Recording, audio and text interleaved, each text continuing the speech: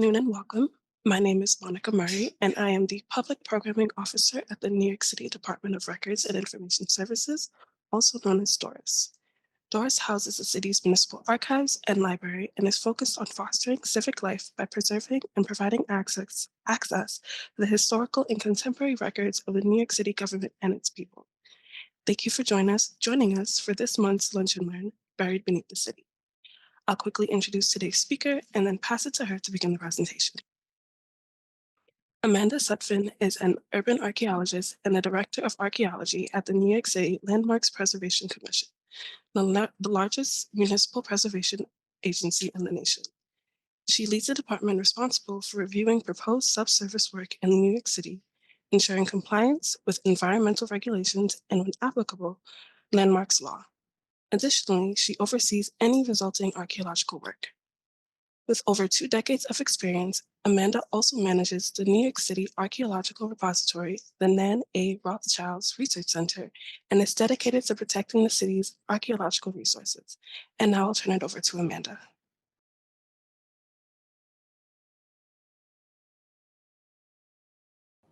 Thank you very much. Well, thank you so very much for inviting me to share highlights from our book, which focuses on the archaeology of New York City and also archaeology at landmarks. And yes, this 2025 is the agency's 60th anniversary. So today I'm going to be providing a very brief introduction about what urban archaeology is, how it's usually done at New York City and at landmarks in particular, and what it can tell us about the past. The book was written by Landmarks in partnership with Nan Rothschild. She's an urban social archaeologist who was the Anne Whitney Olin Professor of Anthropology at Barnard College and is now adjunct professor at Columbia University. Landmarks was represented by 3 archaeologists, including me, Jessica Striebel-McLean, and H. Arthur Bancroft, who've both since left the agency. Landmarks was established in 1965 when Mayor Robert Wagner signed a local law creating the commission. The Landmarks Law was enacted in response to New Yorkers' growing concern that important physical elements of the city's history were being lost, including Penn Station, as shown here. The commission is responsible for protecting the city's architecturally, historically, and culturally significant buildings and sites by granting landmark status and then regulating any proposed changes. An archaeologist joined landmark staff in 1980, and the archaeology department was created in 2002. To date, there are over 38,000 designated buildings and sites in New York City, and there are 4 types as shown in this slide. Now, some of these designations do include archaeological resources, and I want to give 3 examples of those.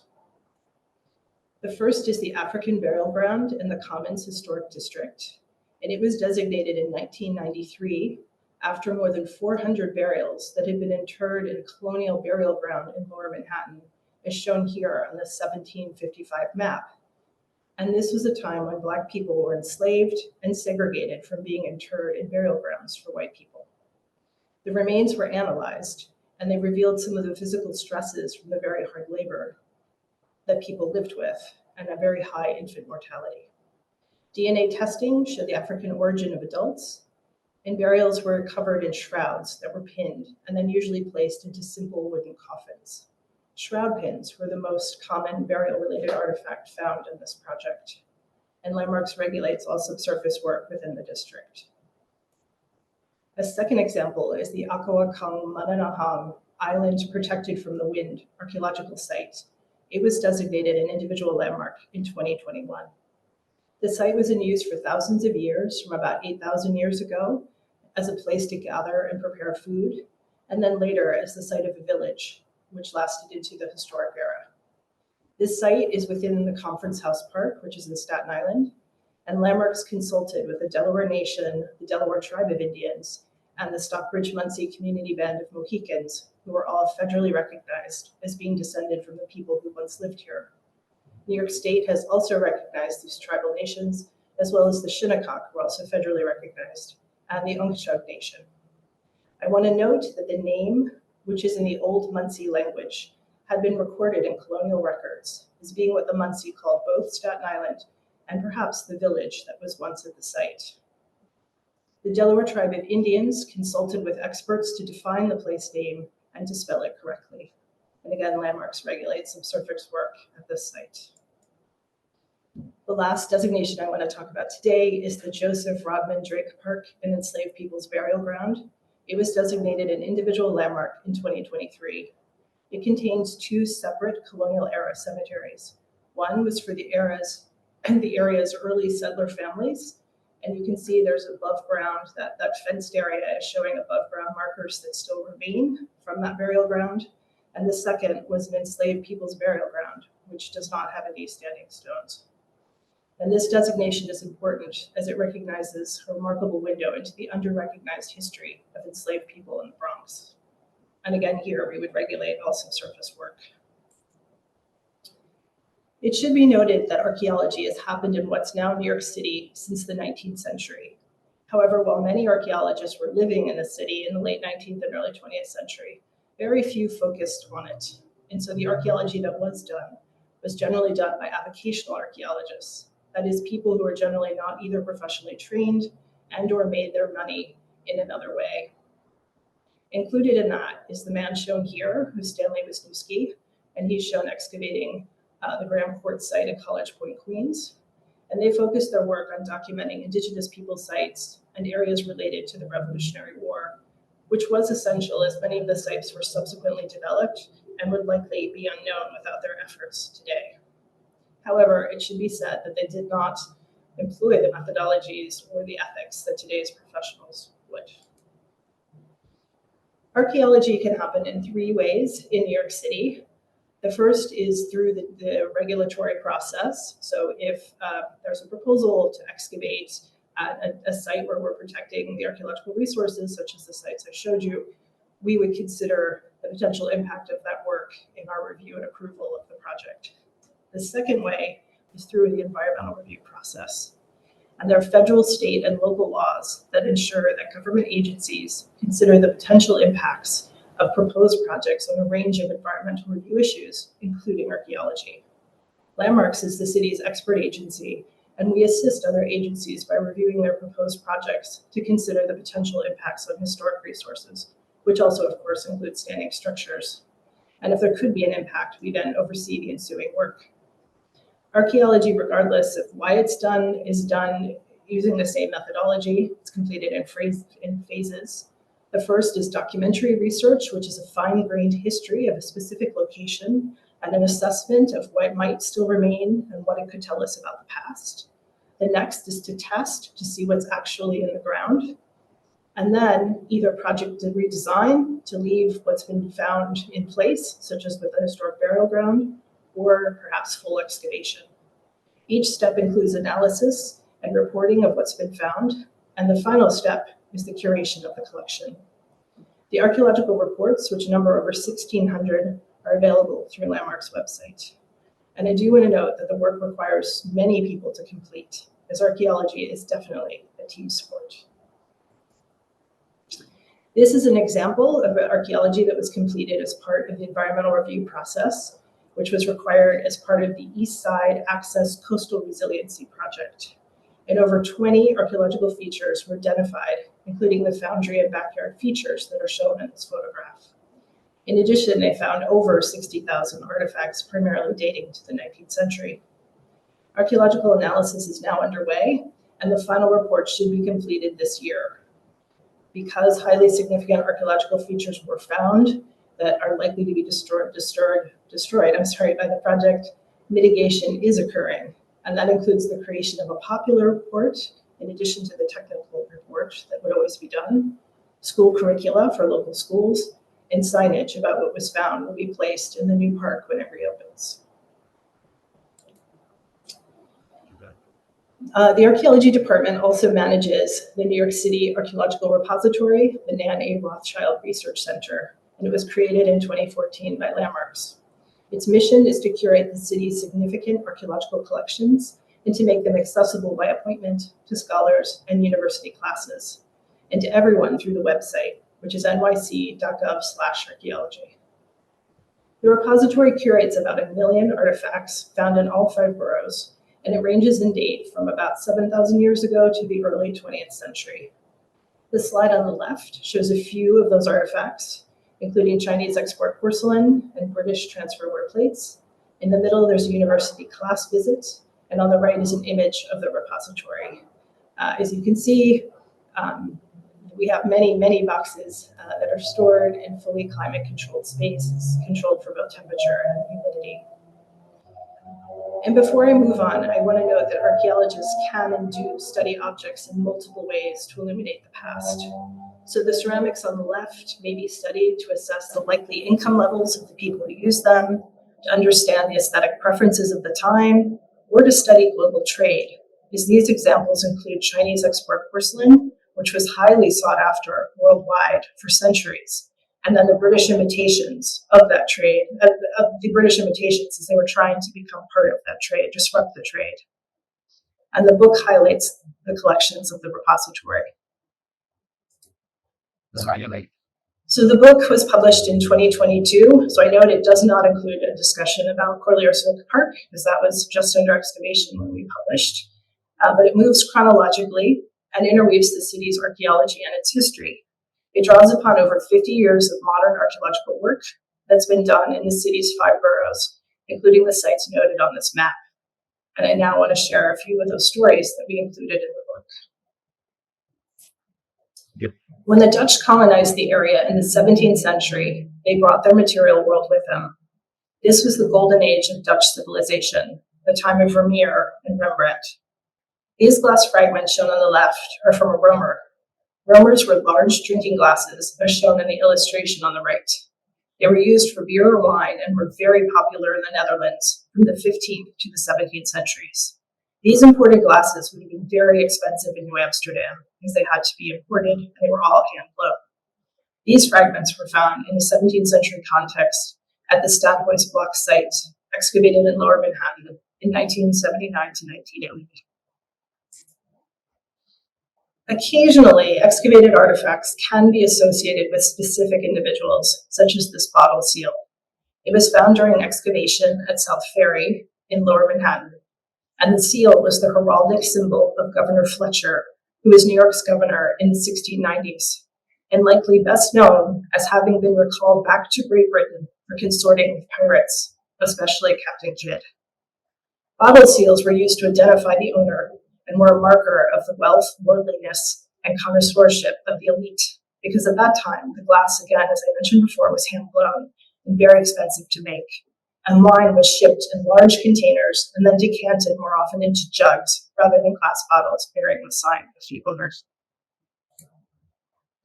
These are 2 18th century ceramic artifacts. The one on the left is a sugar mold that was found in the Whitehall Street in Lower Manhattan, and it led archaeologists to study New York's role in the sugar trade in that era. Sugar cane was grown in the Caribbean by enslaved workers and then was exported to New York for processing, along with many other places. But at that time, raw sugar would be boiled, cooled in molds like this, and then white clay slip would be poured to purify the sugar. The byproduct molasses would be sold separately. The artifact on the right is a punch bowl, and most likely used for rum or brandy drinks, which are other byproducts of sugar production. These were very, very common drinks in the colonial era and early 19th century, and this was a time before the city's water supply was both adequate and clean. Pre-revolutionary New York was also a center of style and crafts. The objects on the left are ceramic crucibles for melting silver associated with a workshop of Simeon Sutphin, which was once located in what is today 7 Hanover Square in Manhattan. The silver tea caddy set on the right was made by Sutphin circa 1720 and is now part of the collections of the Metropolitan Museum of Art. Archaeology is invaluable in documenting everyday objects, like the crucibles, which can then shed light on silversmithing.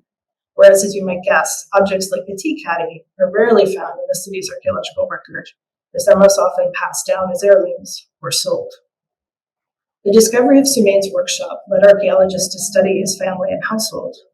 His family was part of the diaspora of Protestant Huguenots who were expelled from Catholic France between 1680 to 1690. This particular family came to New York in 1685, and he set up his silversmith workshop by 1709. He and his wife had many children 6 of whom died in the smallpox epidemic in 1720 and were interred in Trinity's graveyard. Sumain was an enslaver, and Tom, who was enslaved by Sumain, was expelled from New York after the New York Conspiracy of 1741. And this example is a good example of the diversity of New York from its very beginnings. These bone artifacts are remnants of button making, which was one of the activities inmates of the almshouse were consigned to. The almshouse was located where City Hall now stands today, and it was there from 1736 to 1797. And it was for people who were deemed unable to care for themselves, such as orphans and widows and disabled people. While we do not know who worked these buttons, they helped to illuminate the lives of the people of the almshouse. And buttons in the 18th century were indicators of both class and gender. This is an image of how the wealthy dressed at the time. And please note the many, many buttons that are visible both on the waistcoats and the vests of the men. And there would also have been buttons on the breeches and on the layers of underwear beneath the clothes. The bone buttons we just saw were often covered in metal or fabric, as shown on the vests here in this image, or they may have been left plain, such as for the underwear layers. And I do want to note that fashion still carries echoes of this style, as most blazers have more buttons than needed, especially on the cuffs. Not all buttons at this time were bone, and some were wooden, made by cabinet makers, and some were made by jewelers in precious metals. Archaeology can also highlight different moments of the city's history. Large and small finds testify to New York's experience of the Revolutionary War. On the left side is a detail of Battery Park in Lower Manhattan, as shown in the 1776 Ratzer map, which was depicting New York in 1766 to 67. The red lines are showing 1755 fortifications that were archaeologically documented in 2010 during the South Ferry Terminal project. And the yellow lines are showing the full outline of that modern project, which prompted the archaeology. On the right are 2 Revolutionary War enlisted men's buttons that were found during that same project.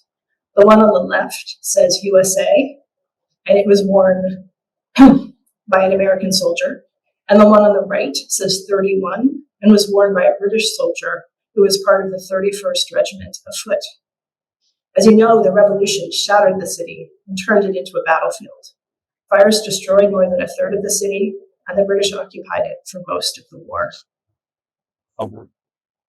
Evacuation Day, November 25th, 1783, was when the British left the city, and it was an annual holiday in New York for many years after. New York then played an important role in the development of the United States. It was here that the Congress of Confederation met in 1785. It was here where George Washington was sworn in as the first president in 1789. It was also here that the nation's banking system was developed, and New York is, of course, still an important financial center. These pottery fragments were found in Lower Manhattan and indicate the burgeoning and developing sense of patriotism, although it should be noted that both were actually made in England for the American market. The figure on the right is Columbia, who was often used to represent America after the war, and many items were festooned with images of George Washington, as shown on the left, including ceramics like this tankard and furniture. While archaeology often documents the small everyday objects of people's lives, it can shed light on changing infrastructure. One of the key stories of New York City is water. In the initial colonial settlement, people relied on local water sources, but with the development of the city and growing industry, this water supply was insufficient, and often what existed was polluted. In the colonial era, public wells were built, and one was found under the Corbin Building on Broadway, while the new Fulton Street Station was under construction. In the late 18th century, the Manhattan Water Company was chartered to create a water system for Lower Manhattan. They installed hollowed-out tree trunks into the street bed, and building owners were charged for their use. These particular logs were found on Quinty's Slip and are now in the collections of New York Historical Society. The Manhattan Water Company is one of the many ancestors of today's J.P. Morgan Chase. These are some of the over 35,000 shards that were recovered from the backyard of what had been late 18th to early 19th century shops that sold ceramics. They were found at 7 Hanover Square in 1981, and as they do not have any signs of wear, it's thought they were all thrown out after being damaged in transit. This would have been a monumental loss to the merchant, as sets of pattern pottery were being introduced in this period. These particular examples are all from one British pattern, and over 90 patterns in total were identified. Ceramics were also made in New York, and in particular, the city was known for its stonewares. Stonewares were essential in a time before refrigeration or Tupperware, as they could hold pickled foods as well as dry goods, and if sealed correctly, they kept food free from pests. This particular stoneware jar fragment was made by Thomas Commeral between 1793 and 1819, and was found by archaeologists during the DVC water main project in Fulton Street in Lower Manhattan. The tri-lobe tassel was Commeral's trademark. He was born enslaved, but he later gained his freedom and founded a pottery in Corlear's Hook across the street from Corlear's Hook Park. And in 1820, he left New York and went to Sierra Leone as a founding leader of a settlement sponsored by the American Colonization Society. These are stoneware jars that were found in the same area as the Thomas Commeral sherd during the war conflict in streets. They were made locally, perhaps also in Corlear's Hook, and they were used to pickle and store New York oysters that were shipped to places like Philadelphia, Charleston, the Caribbean, Guyana, and Suriname. The jars were sealed with a cork, and then wax was placed into the well. Pickled oysters were very popular in the 18th and 19th centuries, and to date, these are the only such jars found in an archaeological context.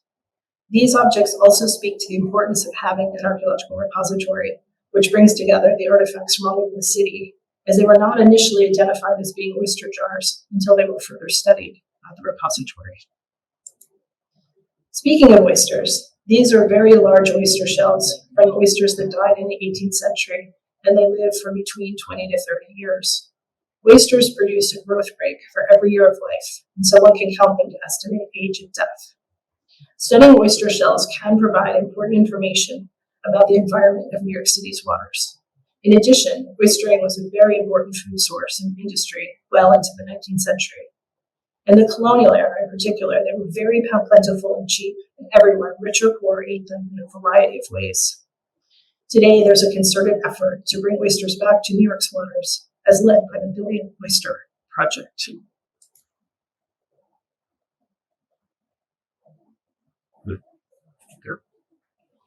Colonial New York was also a center of meat processing and exporting in the colonial era and into the early 19th century. The stockyards and slaughterhouses were north of the city, as it was then, west of today's Foley Square. Shown here is the butchered end of a cow femur with sawn edge, and this was found during excavations at City Hall Park.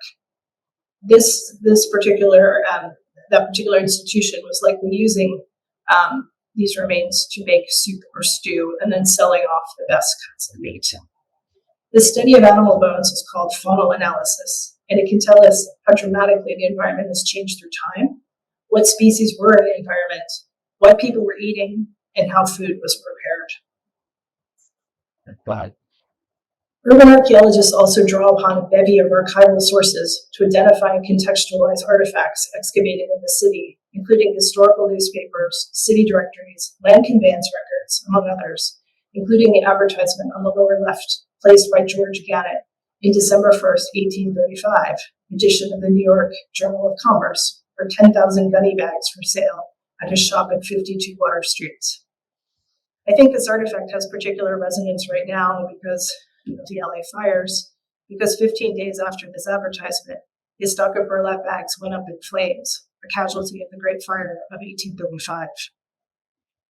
Finding organic material like burlap in an archaeological site in New York is rare because of the city's aesthetic soils, but sometimes its details may be preserved in the design in charcoal, as illustrated in the close-up on the right. Following the Great Fire, we can trace him through the historical records. He moved his operation east to 175 Water Street, and then he relocated with his family to St. Louis. Sometimes, though, the personal details of individuals who use the artifacts we find is as elusive, and such is the example with this pipe. So this is a 19th century short-stemmed Turkish pipe. The bowl of the pipe stands vertically, while a hollow reed, missing, would have been inserted at the opening at a 45-degree angle. The pipe is marked Kazar, which is in southeastern Slovakia, where it was likely made before 1850. The pipe may have belonged to a laborer who was working on building a boulder's trench of a water trough, but exactly who owned it and how it got to New York is a mystery. These ceramic fragments that were found at 2 different sites in Lower Manhattan were likely made in Staffordshire, England. Both contain the words temperance and industry, and one also includes a stylized beehive, which was a symbol for industry. They are associated with the temperance movement, which was working to ban alcohol. But these are also associated with Father Matthew in particular. He was an Irish Catholic priest who was invited by the temperance movement to New York City, and he was here from 1849 to 1851, and he preached that crime and poverty were a direct result of drunkenness. This is a rare example of artifacts that can be directly linked to political movements. The patent medicine bottles sold in these 19th century bottles treated many ills. The one on the left was marketed to purify the blood and promote the discharge of bile and was sold to people traveling to bilious climates. The middle one contained Dr. O'Toole's cough medicine, which was marketed as curing a wide range of illnesses, including tuberculosis, which did not have a cure then. And the one on the right was Ayer's cherry pectoral cough medicine, which was marketed for coughs, croup, asthma, and sore throats, and initially included heroin, morphine, and alcohol. These bottles were found by the Van Cortlandt House in Van Cortlandt Park in the Bronx. The archaeological discovery of objects like these can indicate the health concerns of the people who once lived at the site, which were rarely reported. And they may also have been especially attractive to women who largely denied the ability to stop at bars or taverns unless they worked at them, turned to patent medicine bottles such as these to alleviate their ills. Another important story obscured by history that archaeology has helped to tell is that of Seneca Village. This was a community settled by Black people in 1825 at a time when some Black people in New York were still enslaved. It became an interracial community after 1840. The village was located about 3 miles north from the then densely settled area of Lower Manhattan. Seneca Village was taken and destroyed by the city through eminent domain in 1858 to build Central Park. Newspaper accounts from the mid-19th century depicted it as a shanty town that was not worth saving, but the archaeology and associated historic research indicate that that was wrong. The researchers determined that it was a middle-class settlement because many residents owned their homes, and the church was at the center of life, and education was important to its residents. And in addition, using standard archaeological data such as the types and quantities of artifacts that were recovered. This image shows excavations of what were later to be determined, as the Webster and Phillips families, as shown in the 19th century map on the right. And this is an example of archaeology being done for academic inquiry. And this is an example of pottery found in Seneca Village. It's a transfer-ware Gothic-style teapot that was the height of fashion in the 1840s and 50s, and certainly belies the slurs of the 19th century newspapers about the community. And I just wanted to note that many people are interested in Seneca Village today, and it's currently the subject of a period room at the Metropolitan Museum at Birch. In 1898, the 5 boroughs were consolidated to create the city as we know it. And this map, of which this is only a small portion shown here, was created to commemorate the occasion. And I've used it as it typically also marks the end of the period of interest for New York City archaeologists. Well, thank you for your interest in the city's archaeology. We invite you to explore the book and the repository website, which again is nyc.gov/archaeology, which has so many more stories to share. For those who want to dig deeper, the Landmarks website, nyc.gov/landmarks, contains the actual site reports of those excavations, guidelines that detail how archaeology occurs in the city, as well as information about the city's designated landmarks. Thank you all for your attention. Thank you so much, Amanda. So we're going to get into the question and answer portion, which we already have some questions that have come in. People are getting into this is going to go back early in your presentation. Someone wants to know what kind of bottle was used on the Fletcher pick? An ale bottle, a wine bottle, or an alcohol bottle? It probably would have been a wine bottle. Good. Thank you for that. And was the blue-white pottery Delftware? No, when I showed the picture of the repository, so we had Chinese export porcelain, so that would be made in China and then brought to markets like New York. And then the other was British imitation of that called transferware. It was not made by the Dutch, which is typically what people think of when they talk about Delft pottery. But we do have some examples of Dutch-made blue and white tiles in particular, and you can find that on our website. And in the Thank you so much. When the report on Corlear's Hook is ready, will it be available through the New York Archaeological Repository? So it'll be definitely posted on the Landmarks website, and we will have information about Corlear's Hook on the repository website as well. I hope we will be able to accept that collection. It's a terrific collection, it'd be great, but it's very large and we don't have that much space currently. So yeah, so stay tuned on that one. And is archaeological work in New York City restricted to when there is construction? Is there as much to be discovered when excavating streets as opposed to where buildings exist? So generally, archaeology happens in response to construction. The one exception would be academic inquiry, like Seneca Village, where there was a research question and the excavators wanted to see what might still remain. Usually, though, it's in response to proposed construction, such as we need to do new utility lines through Trinity's graveyard, or it's a huge rezoning project and we could impact these kind of resources. And so that archaeology is triggered by those review processes. As for where you find archaeological resources, it sort of depends what part of the city you're in and what its particular development history has been. So you can find a lot of archaeological resources in streets, especially in Lower Manhattan, because they've been widened through time. So there may be portions of older building foundations that remain in the sidewalks. You may also find things like those wooden pipes I showed.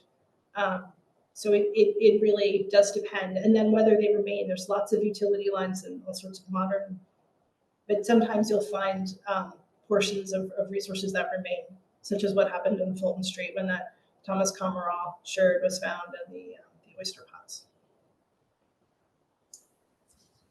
It's really interesting. Here's another one that I would like to know myself, actually. Are urban archaeologists present at all sites where excavations occur? It's amazing that some of these artifacts are recognized as artifacts, especially thinking of the burlap bags. And how do regular folks know what they're looking at? So the answer is no. Urban archaeologists are generally involved when the project is under review. It's been triggered. So if, for example, you are working under current zoning and a purely private person who needs nothing and no sort of discretionary approvals from the city, you don't have to do archaeology. If you find human remains, though, there is a New York State law that went into effect a year and a half ago now that will require you to address the human remains, which is great. So no, and then how do archaeologists recognize? You're right, probably most people would not recognize that piece of charcoal as being a burlap bag, so you do need some specialized knowledge, but hopefully if you have urban archaeologists either doing the excavation or monitoring construction, they will know what to look for. But if you find anything that looks like human remains, please call the police. That's required, yeah, by law, yeah. Noted. It happens more than you would think. We have over 500 areas that once were historic burial grounds that are no longer recognizable as such from the surface. So it does happen.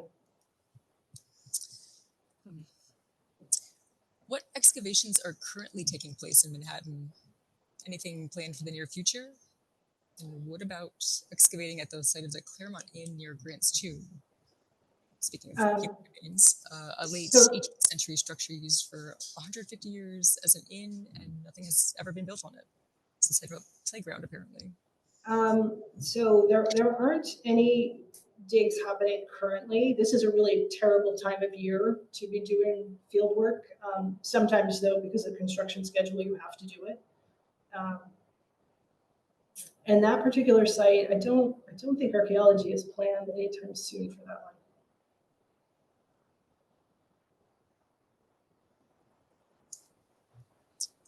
When it does happen, I guess, here's a question about, does the department just keep everything that it finds, or does it ever sell or donate finds?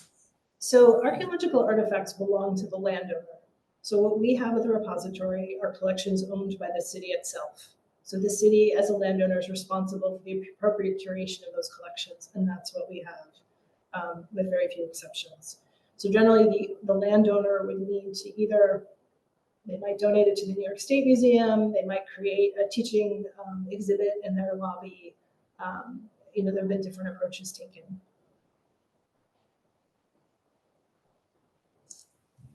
So in your book, do you have a favorite item in the book, and what's the story behind it? So I generally, whatever I have just studied is my favorite object. I'm one of those people. So in the book, I do keep coming back to that bottle seal I shared with you, just because I think Governor Fletcher was such an interesting individual, and it's very rare to find objects that belong to a specific person.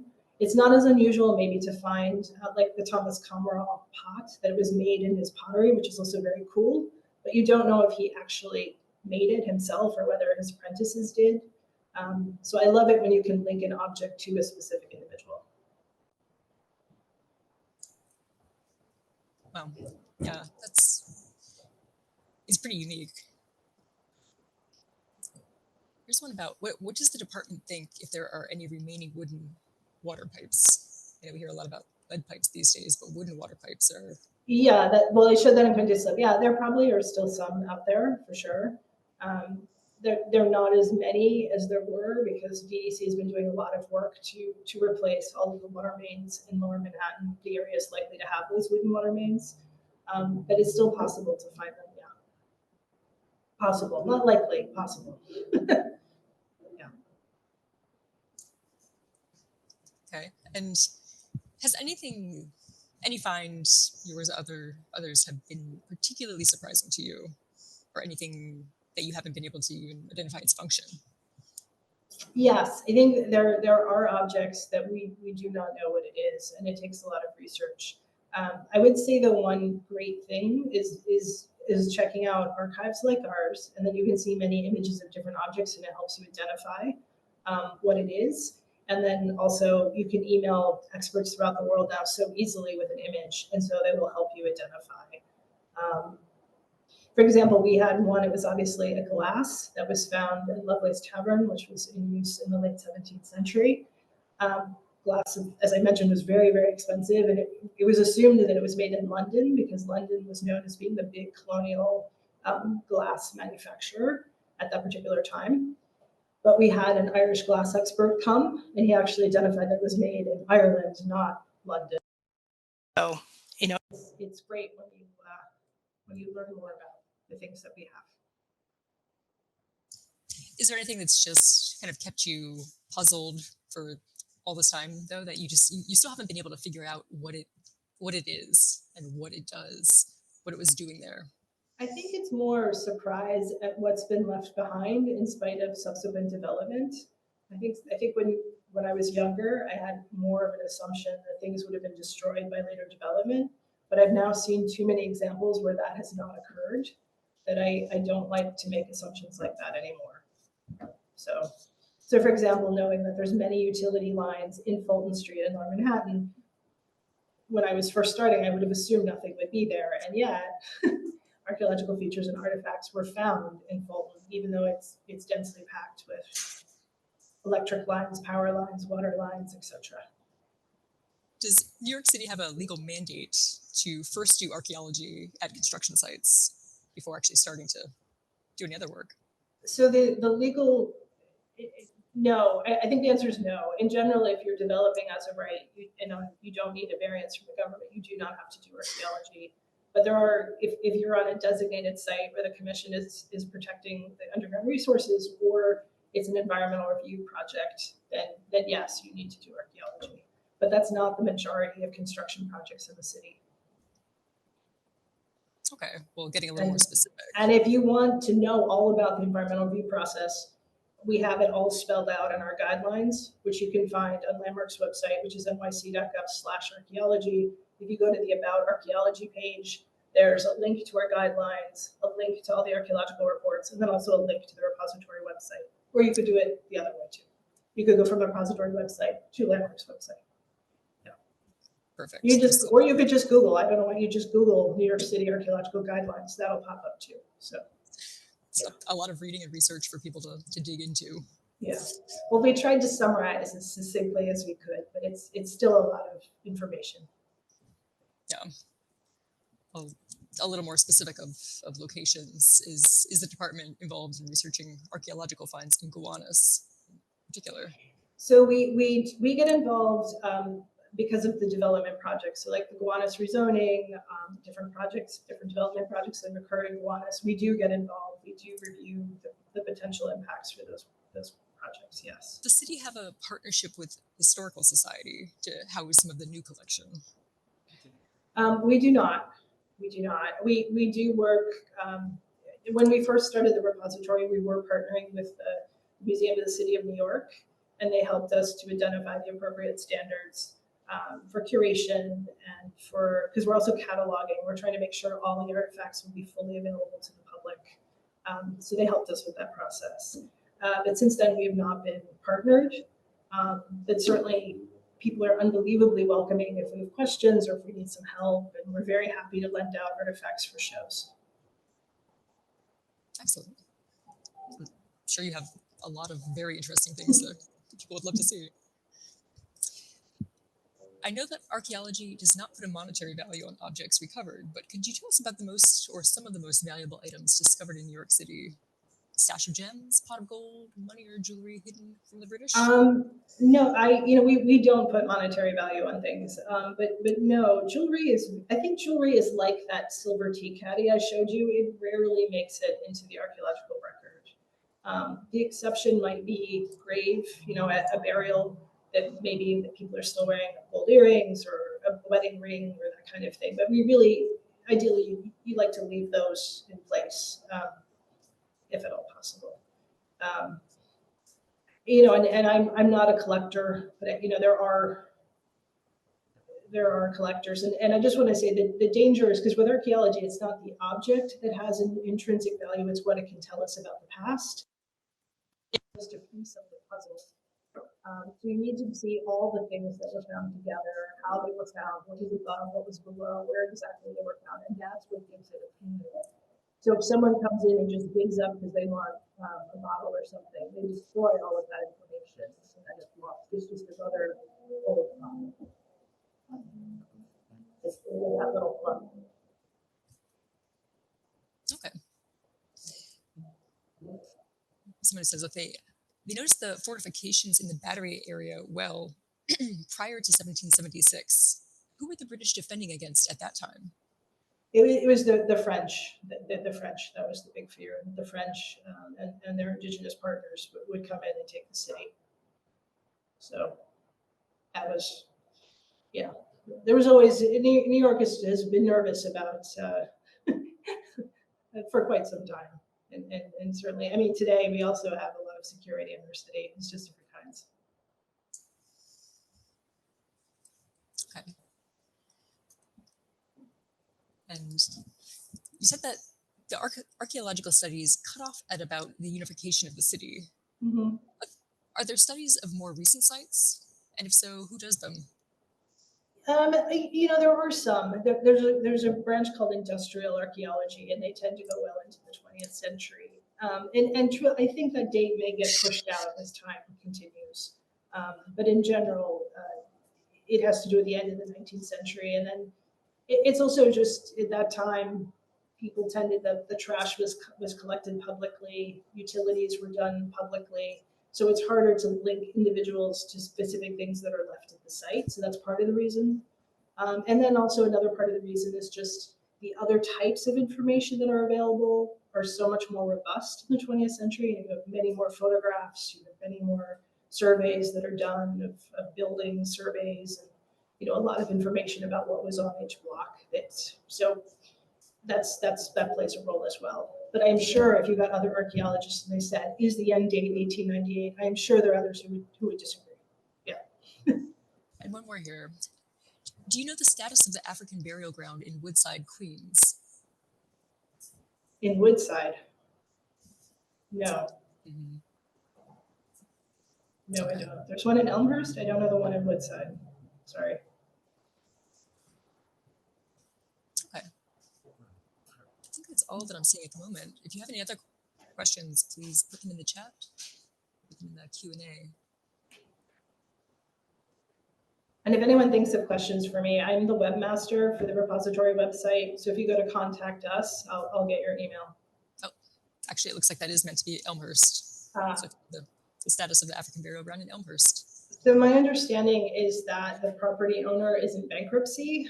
So I can't tell you what's going to happen at that site until that's resolved.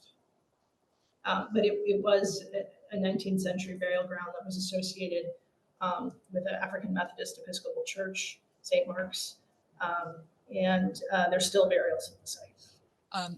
Somebody was asking, how many bodies are in the Indian burial ground in Lower Manhattan? I'm not sure what site they mean. Do they mean the African burial ground? There are over 400 that were disinterred, but there are more burials that remain in the area.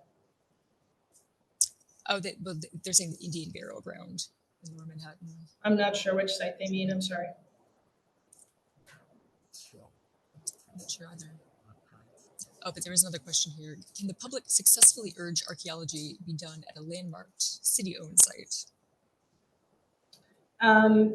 So it depends what you mean. If you mean there's an open application and you're concerned that resources could be destroyed, sure, you can email the commission to say we want, if you approve it, archaeology should be required. Of course you can, because the public is welcome to comment on things that are before the commission.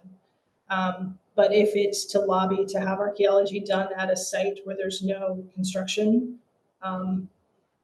probably the smarter thing would be to ask the Parks Department or whoever owns the site to consider doing archaeology. Thank you. So just like the Historic House Trust they own a number of older sites. One more. What is the one piece of advice? One piece of advice that you would give to archaeologists about to dig in New York City? That's a good closing question. I think the big difference I think between New York City and other areas is that it's logistically very difficult to work here and expensive. So I think here archaeologists have to do a lot more research and really think through their work plan, which we review, just to ensure that the work is going to result in what they're expecting. There are other parts of the country where it's not so difficult or expensive to just put in a few shuttle tests and see what's in the ground before you do all the work. And in New York, it's the exact opposite. And there's a variety of, even getting a truck down some streets is hard, and getting equipment you need, getting insurance permissions, and understanding what level the resources might be. Because the city was originally full of very hills and valleys. So you have to know where are you, how much fill has been on the site to know whether testing will be useful or not, and then what kind of testing to do. Because if the potential resource is 8 feet down, doing a shovel test bed that's 2 feet down is useless. So that's one big difference, I would say, between New York City's urban archaeology and typical testing that might be done in rural areas. Well, thank you for that. Okay, great. So thank you, Amanda, for hosting our first Lunch and Learn of the year and for sharing insights on the work that the urban archaeologists at the Landmarks Preservation Commission do. And thank you to our audience for joining.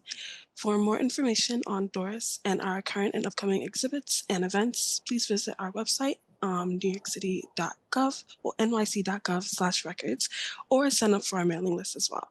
Thank you again and enjoy the rest of your day. Bye, everyone. Bye-bye.